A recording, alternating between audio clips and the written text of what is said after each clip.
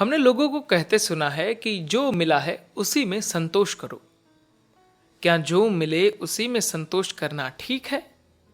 सद्गुरु इसी प्रश्न का उत्तर दे रहे हैं। प्रश्न: हर तरफ खुशहाली की इच्छा रखना और संतुष्ट रहने की क्षमता के बीच क्या कोई संबंध है?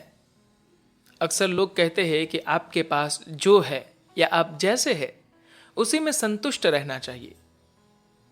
सद्गुरु कहते हैं, ये वे लोग हैं जो जीवन से हार चुके हैं। संतुष्टि का मतलब नियंत्रण है। संतोष सिर्फ कायरता का दूसरा नाम है।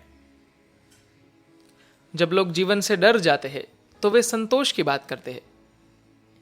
युवावस्था में कोई संतोष की बात नहीं करता। जब लोग बूढ़े हो जाते हैं तो वे संतोष की बात करते हैं, क्योंकि इस अवस्था में उन्हें हर चीज से भय लगने लगता है। अगर आप परम आनंद की अवस्था में हो तो क्या आप संतोष के बारे में सोचेंगे? तब आपके लिए इसके कोई मायने नहीं होंगे। संतोष का मतलब है कि आप कहीं ना कहीं मौजूदा स्थिति को ही बनाए रखना चाहते हैं। भाग्यवश आप सफल हो गए हैं और आप इसे ऐसे ही बनाए रखना चाहते हैं। आप नीचे नहीं जाना चाहते। अगर आप ऐसा करते हैं तो ये एक बेहद खतरनाक समझौता है। प्रश्न: फिर इस मशहूर जुमले के क्या मायने हैं कि आपको जो मिला है उसी में खुश रहो?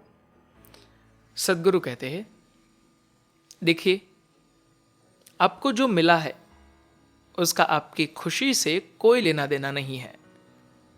आप अपने चारों ओर क्या इकट्ठा करते हैं यह आपकी जरूरतों और आपके क्रियाकलापों पर निर्भर करता है। अभी आप अपनी खुशी को इन्हीं सब चीजों के साथ जोड़ रहे हैं, जो कि बेहद खतरनाक बात है। मैं हमेशा से कहता रहा हूं कि आप स्वाभाविक रूप से आनंदमयी है। अगर आपका मन आपसे दिशा निर्देश ले तो अभी आप खुद को आनंद में रखेंगे या कष्ट में? आनंद में ही ना।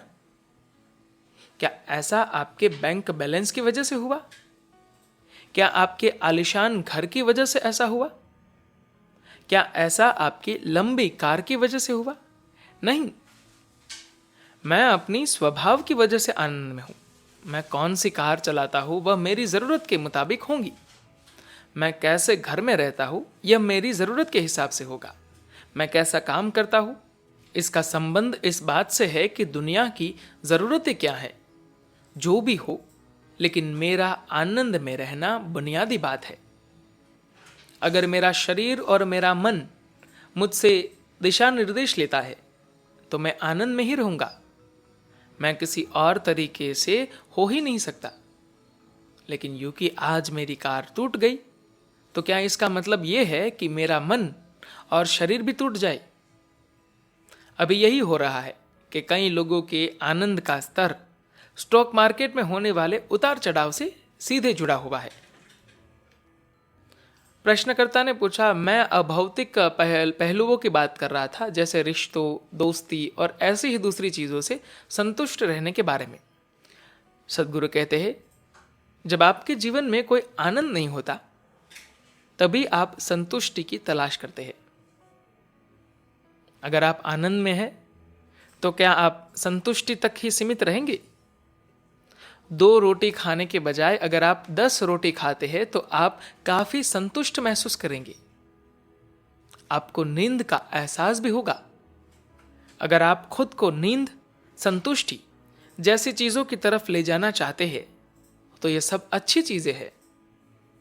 मैं आपसे एक आसान सा सवाल पूछता हूं, क्या आप यह समझते हैं कि आपका जीवन बहुत छोटा है? अगर आप भरपूर आनंद में है तो यह जीवन बेहद छोटा लगेगा। अगर आप कष्ट और निराशा में है तो यह भयानक रूप से लंबा जीवन लगेगा, है ना? यह बहुत ही सापेक्ष अनुभव है। अगर आप परम आनंद में है तो आपके कुछ समझने से पहले ही जिंदगी सनसनाती हुई गुजर जाएगी। तो फिर आप दिन के 24 घंटे मस्ती करते क्यों नहीं गुजारते? ऐसा इसलिए है क्योंकि आप कुछ खास चीजों को ही मस्ती की चीजें मानकर बैठे हैं।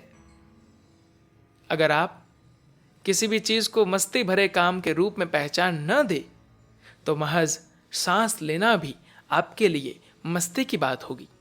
हाँ, ऐसा ही है। अगर आपको यह बात नहीं पची तो जरा 2 मिनट के लिए अपनी सांस को रोक कर रखें और फिर उसे छोड़ें।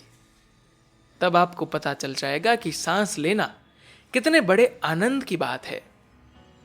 जीवित रहना अपने आप में मस्ती है। किसी खास काम को मस्ती के रूप में पहचान मत दीजिए। आप आनंद में होंगे तो हर चीज मस्ती की चीज लगेगी। अगर आप कष्ट में है तो आप जो भी करेंगे वही बोझ लगेगा, मुसीबत लगेगा। तो आपके आनंद में या परेशानी में होने का आपके क्रियाकलाप से कोई संबंध नहीं है।